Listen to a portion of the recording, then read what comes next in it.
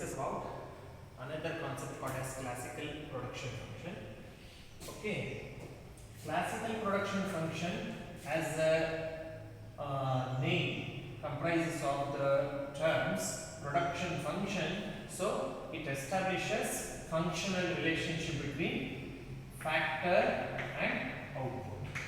Okay, it establishes functional relationship between factor and output. In other words, we can call this as classical production function. Means it is a concept which is used to explain factor product relationship. Okay, factor product relationship. The same concept can be understood with different terminologies. It may be laws of returns, which we have studied already, or it is also called as law of variable proportions.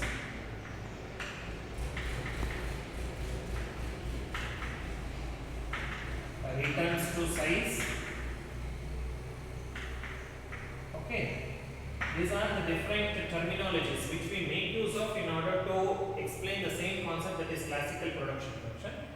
You have understood laws of returns means here on a particular fixed factor that is land, when a variable input is applied, okay, a variable input is applied, how output will going to respond. Output will respond. Okay, this we have studied. Okay, same concept can be synonymously called as laws of returns, law of variable proportion, returns to size. Okay, law of variable proportion means why it is called as law of variable proportion? Because here variable input is applied in varied proportion. Okay, it is applied in varied proportion on fixed factor and response of output for this varied proportion usage of input will be studied. Hence it is called as law of variable proportion. It is also called as returns to size. Returns stands for output. Returns here stands for output or total physical product. How output will going to respond for size. Size stands for single variable input. Okay, when single variable input is used in varied proportion, how output will going to respond, hence it is also called as returns to size. Okay, in case of loss of returns, we have studied three types of returns, that is increasing returns, decreasing returns and constant returns separately. Now this classical production function, we will establish functional relationship between factor and output, in the sense how actually output will going to respond for varied usage of single variable input when it is applied on fixed factor land. Okay, okay, start now. Yes. Okay, as you all know that whenever we represent a functional relationship between dependent and independent variable, okay, always independent variable will be represented on x-axis and dependent variable on y-axis. And you know that dependent variable in our case used to be output and independent variable used to be input. So how output will going to respond for varied usage of single variable input? Remember, this single variable input will be applied on a fixed factor line. Okay, this concept we call it as classical production function. Okay, how it will going to respond means, remember this output is also called as total physical product. So we need to know now how this total physical product or how this output will going to respond for varied usage of single variable input when it is applied on fixed factor line.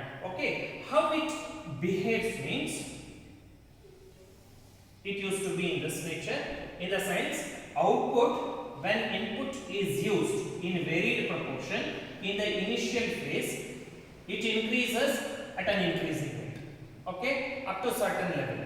Thereafterwards it increases but at a decreasing rate, then it reaches maximum, okay, then it declines. Okay, this used to be the very nature of total physical product, or we can call it as Y. Okay. So this used to be the nature of total physical product. That means how output will going to respond for varied usage of input means at first it increases at increasing rate, thereafterwards it increases but at a decreasing rate, it reaches maximum, then it will going to decline. Okay. So once we have understood the TPP means, you know that its a slope used to be MPP, which will going to reflect what type of returns farmer can get. Okay, you have studied, is it not? MPP is a reflectant of what? MPP used to be the reflectant of pace of increase. Is it not? Pace of increase or decrease in TPP. That means it represents slope. Okay. So now with the help of this TPP, now we need to plot what we call it as MPP. As we have studied, in case of increasing returns, okay, in case of increasing returns, that is loss of increasing returns, MPP, it keeps on increasing. Okay, that means as long as TPP increases at increasing rate, no doubt MPP increases at increasing rate. Okay. Thereafterwards, you have studied about decreasing returns. Is it not? If it is decreasing returns, okay, then here MPP it decreases. MPP decreases. Okay. Now we will plot the same. Okay. This used to be the TPP, and for this I will plot what we call it as MPP. Okay. How long TPP increases at increasing rate, that long MPP also exhibit increasing trend. Okay. When TPP curve shows inflection, that means when TPP curve shows or exhibits change in its curvature. As we have studied that this shape we call it as convex. Okay. When it changes its shape from convex to concave, okay, the point where the change has actually occurred, that we call it as inflection point. Okay, there MPP will going to have its maximum. Okay, once if any of the curve used to have its maximum means it will going to fall thereafter. Okay. When TPP attains its maximum, okay, then corresponding MPP used to be 0. Okay, this you need to understand. Okay, MPP it increases at increasing rate, it reaches its maximum. It reaches its maximum when TPP shows inflection, and then it will start declining. It reaches 0. When MPP reaches 0, corresponding TPP used to be maximum.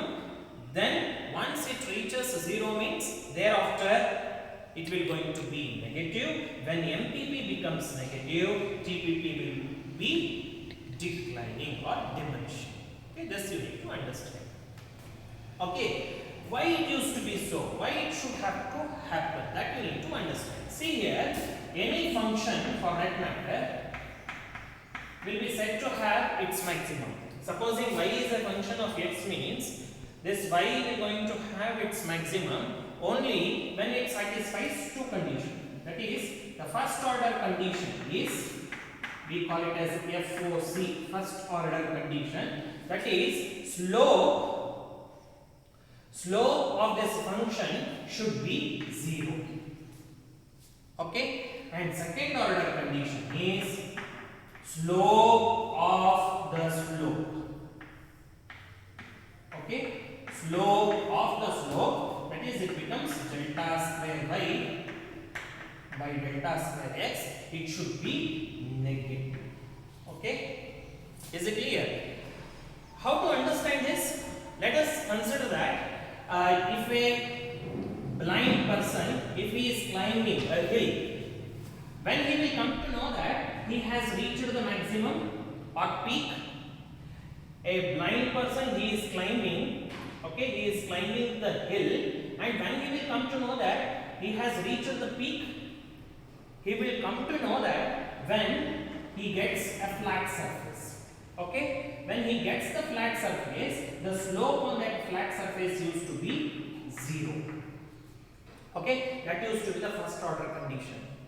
Okay, once he reaches his flat surface, he should not have further room to climb. Okay, then only we can call that particular point as maximum. Okay, if there is further scope for climbing means we cannot call this point as maximum. Is that clear? So that this should be the point. Thereafterwards, there should not be any scope for him to climb further. Okay, then we should have to get down. Okay, here mathematically this we call it as delta y by delta x. Since it is a rising line, its slope used to be positive, and at this particular point its slope will be 0. While getting down, okay, it used to be the slope of the slope, so it becomes negative. Okay, these are the two conditions which you need to remember. This used to be the first order condition to say that this particular function has got its maximum. This function is going to have maximum only when it satisfies this particular condition. That is, the slope of the slope should be negative. Okay, now we will understand the same thing in our case. Okay, you know that when I represent y is a function of x, y stands for TP, that is total physical product, used to be the function of variable input means its slope, that is slope of TP or slope of this function y. What used to be the slope of this particular function? You know, slope will be represented as change in y divided by change in x. Okay, in the previous class we have studied incremental change in y divided by incremental change in x is nothing but mt. Okay, so TP used to be the main function, its slope used to be mp. As we know that to say that any function to have its maximum, its slope should be 0.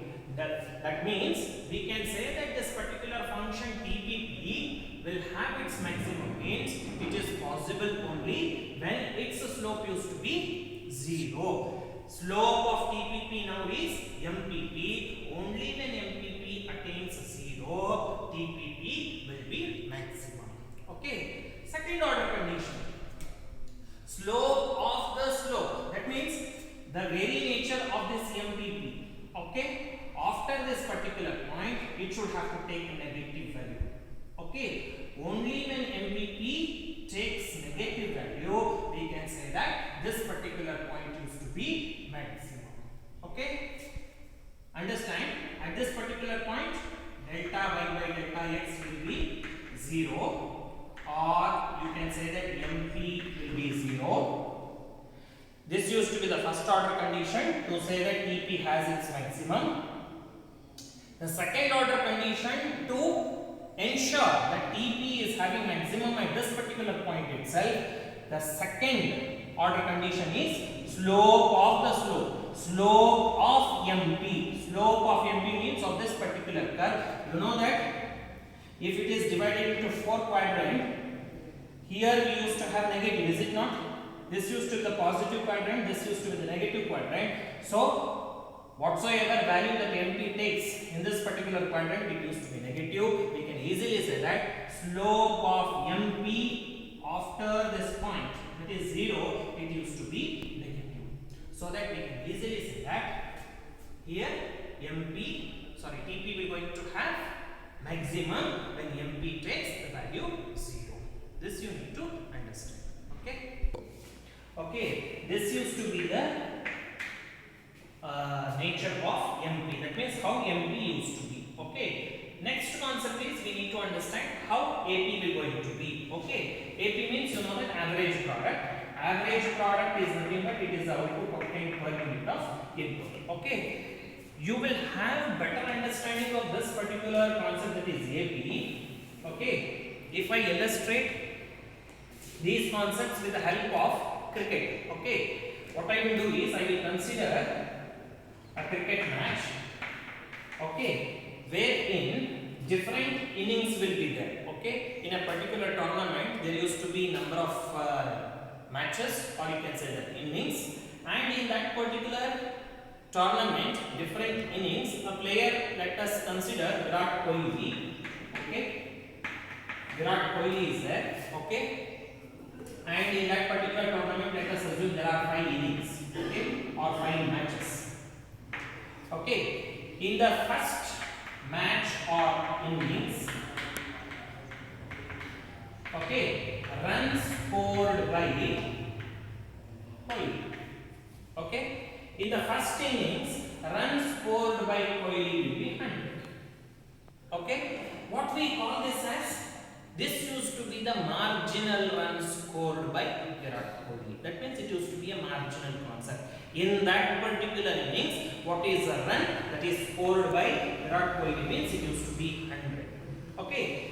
In the second innings, okay, Virat Kohli scores 0. What it represents? It represents again the marginal run scored by Virat Kohli in second inning. Okay. Now, what used to be the average run scored by Virat Kohli in the first innings? It used to be 100. Because only one match has been played. Okay. The average run scored will be 100. What used to be the average run scored by Virat Kohli after second innings or second match? It used to be 100 plus 0 divided by 2. It used to be 50. Okay. In the third innings, Virat Kohli scores 200. Okay. Now, this used to be the marginal run scored again. In this particular innings, the run scored by him used to be 200. So, marginal run scored will be 200. What used to be the average run scored? It used to be 200 plus 0 plus 100 divided by 3. It used to be 100. Okay. In the fourth innings, again he scores 0. Okay. This used to be the marginal run scored, whereas average run scored will be 300 divided by 4. It used to be 4 on the 4 7 20 means it used to be 5. It used to be 75. Okay. In the fifth innings, again he scores 0. Okay. So the average run scored by him will be 60. 300 divided by 5. It used to be 60. Okay. Now can you tell me what is the total run scored by Virat Kohli? Total runs scored by Virat Kohli used to be 300. Average runs scored by Virat Kohli after fifth innings, it used to be 60. Okay. Marginal runs scored will be specific for that particular innings. Okay. Why I have explained all these aspects means you need to understand whenever you consider marginal, how average is going to behave. Okay, these used to be the marginal run score and these used to be average run score. Okay, observe here, when marginal falls, okay, from 100 to 0, which was 100 in the first inning, all of a sudden marginal has become 0, whereas average, which was 100, it has not fallen that drastically as that of marginal. It used to be 50. Okay. When the marginal rises, see here, it was 100, later it has become 0, it has become 200. But see at the pace of average. See at the pace of average, when marginal rises, no doubt average rise from 50 to 100, but the pace of rise used to be lesser than that of marginal. Okay. These two things you need to understand. See here, when marginal rises, no doubt average rises, but marginal used to be more than average. Is it not? When from 0 to 200 it happened, we say that marginal rised, no doubt average rises from 50 to 100, but the pace of rise used to be higher in case of marginal compared to that of average. Okay, another way around, when marginal falls, so here from 100 to 0 it has become, no doubt average will also fall, but marginal will be lesser than average. Okay, these two things you need to remember in order to establish here the functional relationship. Okay, so I hope you have remembered this concept now, such that it becomes easy for me to draw the AP curve graphically. Okay, now you tell me, when MP increases, okay, what used to be the nature of AP?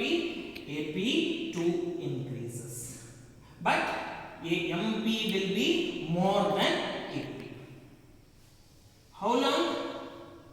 Up to this. Okay, when MP increases, that long AP increases, but AP will be lesser than MP, or MP will be more than AP. Okay, then a point will come wherein AP will going to reach its maximum. Okay, thereafterwards it will start declining. Okay, you know that when MP is falling, AP2 will fall, but AP will be more than MP. Okay, these are the relationship what you need to understand. MP can become negative, in the sense MP can take 0 value, but AP can never take 0 value, because the very expression of AP is y by x.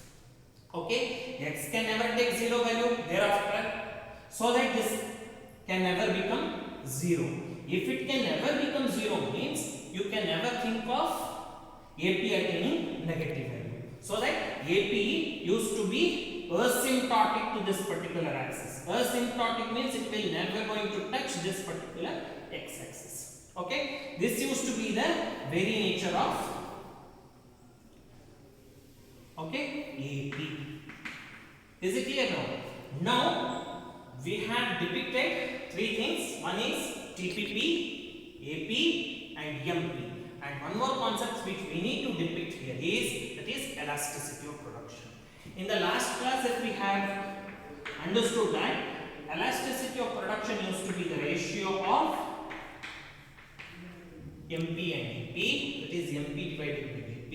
With the help of this we can easily determine the elasticity at different levels of input usage. Okay, now here if you consider this particular stretch, wherever you want to consider, MP used to be more than AP means, no doubt when you take the ratio of MP over AP, the ratio what you used to get will be more than 1. Is it clear? Because MP is more than AP. When you take the ratio of MP over AP, MP value will be more than AP, so the corresponding ratio will be more than 1. So we can easily say that elasticity of production will be more than 1. At this particular point, MP and AP both are equal, so that you can say that at this particular point, MP, since it is equal to AP, you can say that AP will be 1. Here, MP will be more than AP, so that AP will be more than 1. Okay, after this point, AP will be more than MP, so that EP will be less than 1. Is it not? Because MP is less than AP. At this particular point, since MP takes the value 0, 0 divided by anything is 0, so that EP will become 0.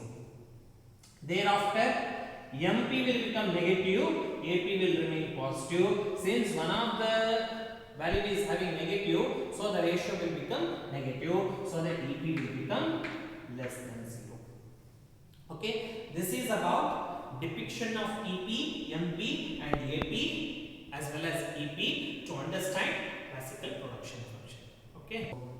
Okay, in order to have better understanding of this particular graph, what I will do is I will do its zoning such that it gives you a better feel. Okay, we need to do zoning of this particular graph or production function, how the zoning will be done means, see here, the zoning starts from 0th unit of x and it ends to that level of x wherein AP and MP will be equal.